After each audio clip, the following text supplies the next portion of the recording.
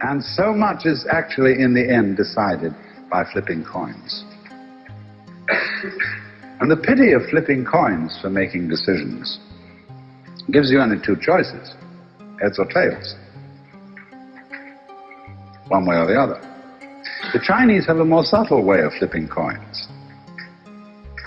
They have a method of a 64-sided coin to flip, so that instead of just heads or tails, there are 64 possibilities of coming to a decision when you don't know what to do.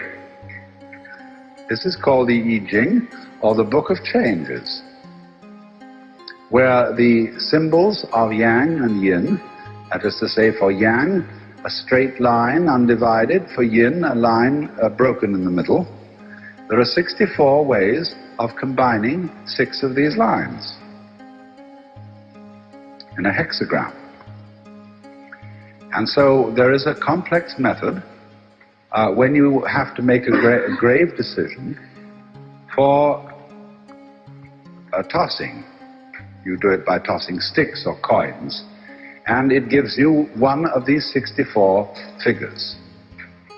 Now, if you are very wise and have studied the Book of Change for a long time, you don't need to use the book. You just look at what the figure is and you can tell what it means.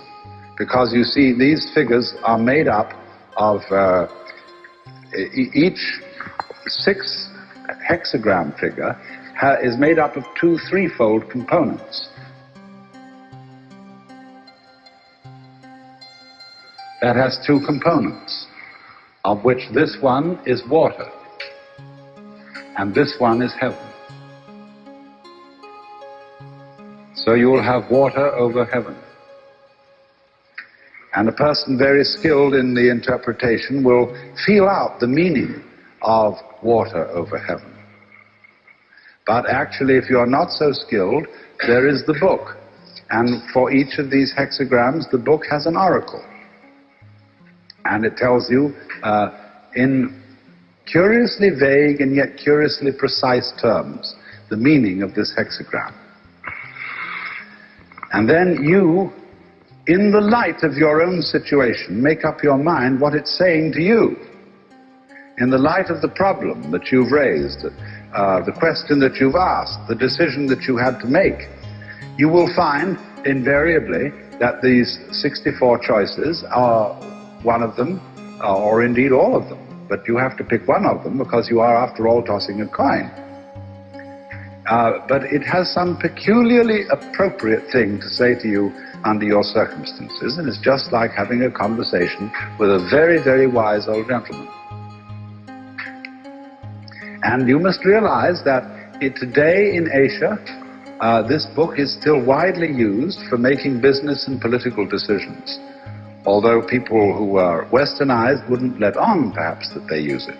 And so anybody who does politics or does business with Asia should be completely versed in this book to know what sort of thinking, what sort of approach might be expected under any circumstances. If you could ever find out what hexagram had fallen when a certain politician had made a decision, it would be immensely enlightening as to his future course of action. In the same way, for example, in dealing with Hitler, our strategists, I don't know if they did, should have been students of astrology, because he was always consulting astrologers. And therefore, astrology would be much more easy to penetrate than the I Ching, because you can know Hitler is looking all the time at his own horoscope. Well, we have access to Hitler's horoscope, and so we know what he's thinking about it.